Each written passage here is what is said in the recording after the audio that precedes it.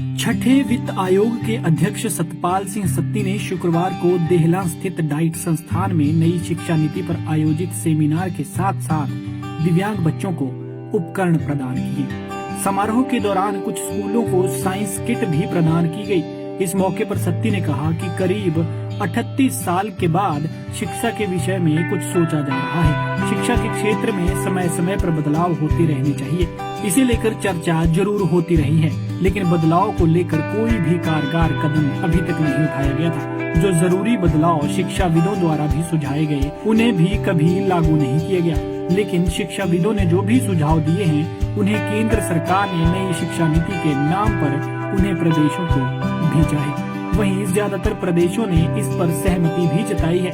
नई शिक्षा नीति में वर्तमान परिस्थितियों के अनुसार कई बदलाव किए गए हैं। सत्ती ने कहा कि नई शिक्षा नीति से ऐसा प्रतीत होता है कि इससे समाज और विद्यार्थी वर्ग का जीवन सुधरेगा। शिक्षा किसी भी व्यक्ति में बदलाव लाने और आधुनिकता लाने के लिए महत्वपूर्ण भूमिका अदा करती है और इन्हीं तथ्यों को ध्यान में रखते हुए केंद्र सरकार ने नई शिक्षा नीति का ड्राफ्ट दिया है। बाकी क्या कुछ कहना था सत्ती का, सुनिए।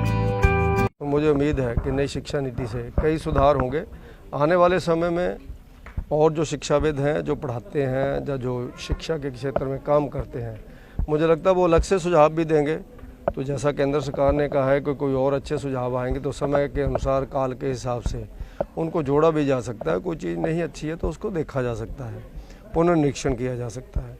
तो इस दृष्टि से मुझे लगता है कि शिक्षा नीति लगभग 40 सालों के बाद उसमें कुछ बदलाव किए गए हैं, एक अच्छा प्रयास है और मुझे लगता है कि लोगों के लिए एक अच्छा साबित होगा।